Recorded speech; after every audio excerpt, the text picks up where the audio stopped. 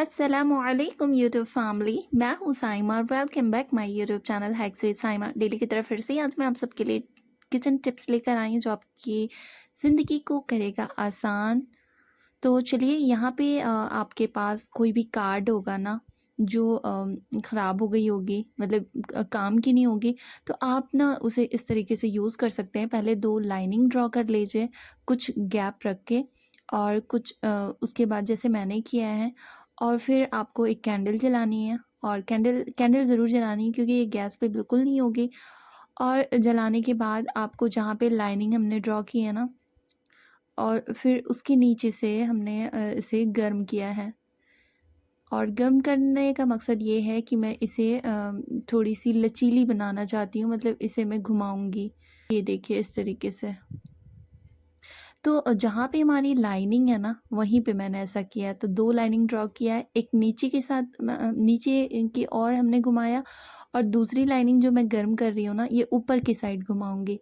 तो ये बिल्कुल फ्री ऑफ कॉस्ट हमारा एक मोबाइल स्टैंड बन जाएगा। तो इसे आप कहाँ यूज़ कर सकते हैं? जो किचन में काम करती हैं ना, वो तो मोबाइल देखती हैं और उनके साथ काफ़ी सारे मसले होते हैं। तो आप इस तरीके से रख दीजिए किचन में कहीं भी और अपने मोबाइल को देखिए। ये देखिए बिल्कुल फ्री ऑफ कॉस्ट आपका एक मोबाइल स्टैंड बन गया है। जैसे चाहे यूज़ कर सकते हैं और ये बिल्कुल गिरते ही नहीं है। तो ये देखिए, है ना कमाल की? तो चलिए अब मैं बढ़ती हूँ आगे। यहाँ पे हमने पानी गर्म किया हुआ, और पानी जो है बहुत ही ज़्यादा गर्म हो चुकी है।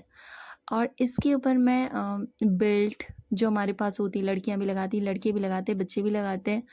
तो लेदर वाली जो बेल्ट होती है ना, उसकी अगर शाइनिंग चली गई है ना, तो आप पानी में वही गर्म पानी उसके ऊपर से इसकी सिकाई करिएगा। इसके भाप, बस इसके भाप से ये और ये पानी में आपको नहीं डालना है। और फिर आपको 2 से 3 मिनट तक ऐसे काम करना है। उसके बाद आप देखिएगा आपकी बेल्ट में एक बहुत ही अलग ही लेवल की शाइनिंग आ गई है। ऐसे तो मैंने प्रीवियस में भी वीडियोज़ में भी बताया बेल्ट में शाइनिंग लाने के तरीके, बट ये अलग है। आपको जो बेहतर लगे, जो सबसे आसान लगे, आप उसे इस्तेमाल कर सकते हैं।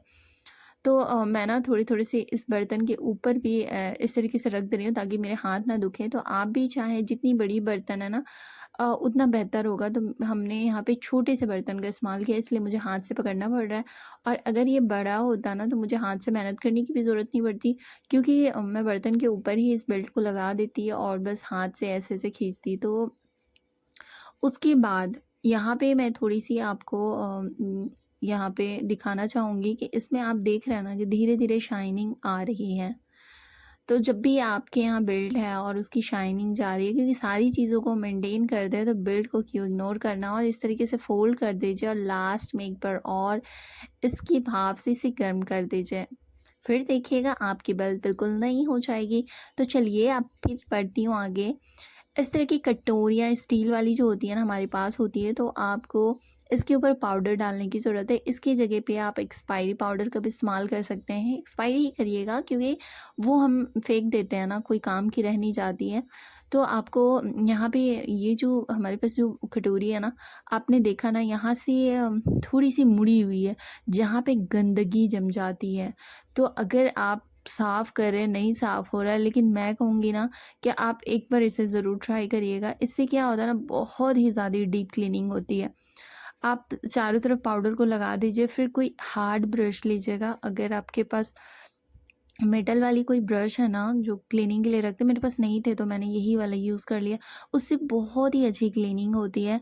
और यहाँ पे बस आपको उस पाउडर और ब्रश, इस दोनों को मिला कर के आपको मारना है। उसके बाद वहाँ पे देखिएगा ना कि जितनी भी गंदगी थी ना अंदर में, क्योंकि ना यहाँ पे जहाँ से मुड़ी हुई है ना, एक लेयर बनी होती है कटोरी के स्टार्टिंग में ही, तो वहाँ पे गंदगी जाती है और वो साफ़ नहीं होती है स्कॉच से आप साफ़ करते हैं तो आज के बाद आपको बिल्कुल टेंशन लेने की ज़रूरत नहीं। पाउडर और ब्रश से बहुत ही आसानी से ये साफ़ हो जाती है। तो चलिए मैंने यहाँ पे साफ़ कर लिया। अब मैं आपको साफ़ करके दिखाती हूँ कि ये साफ़ कोई टिश्यू से मैं इसे क्लीन कर लूँगी।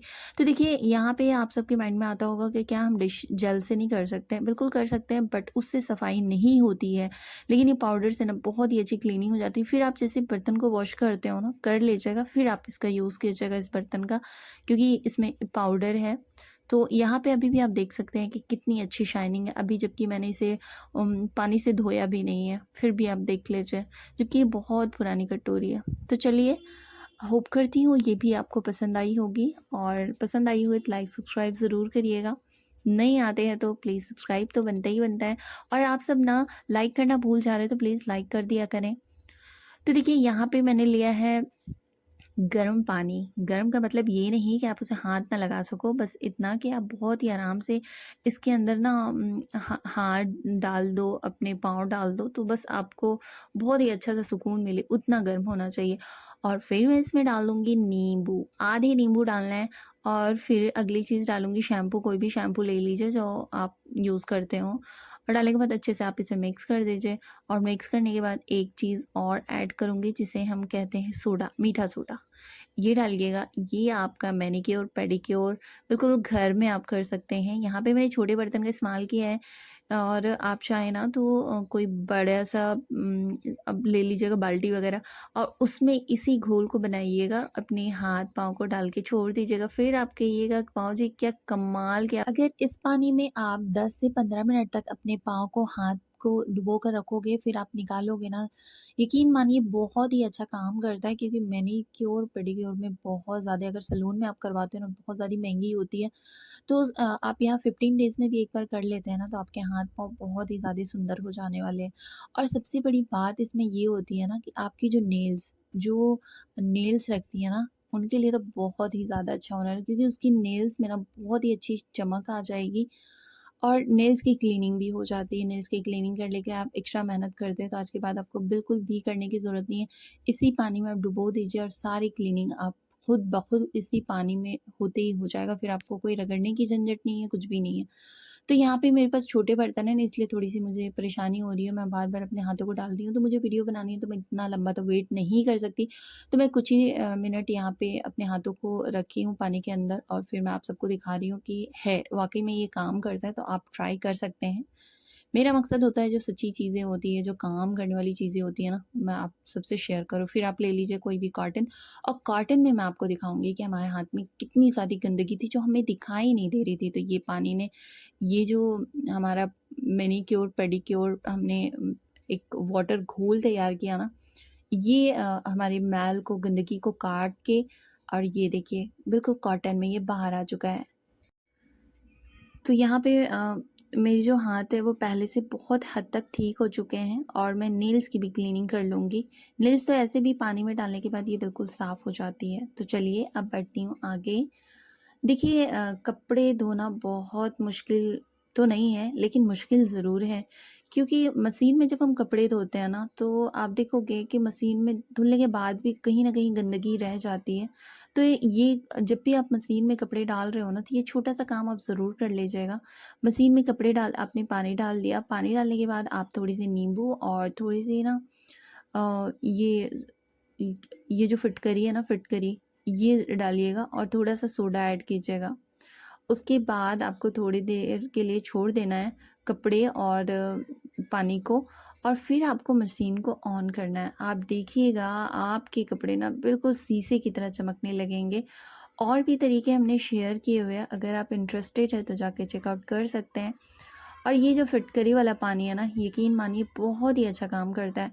तो अभी तो मैंने मशीन ऑन नहीं किया है, तो मैं आपको ना हाथ से ही करके दिखाती हूँ, ताकि आप सबको यकीन हो जाए कि हाथ से जब इतनी अच्छे से सफाई हो सकती है, तो क्या मशीन से नहीं होगी?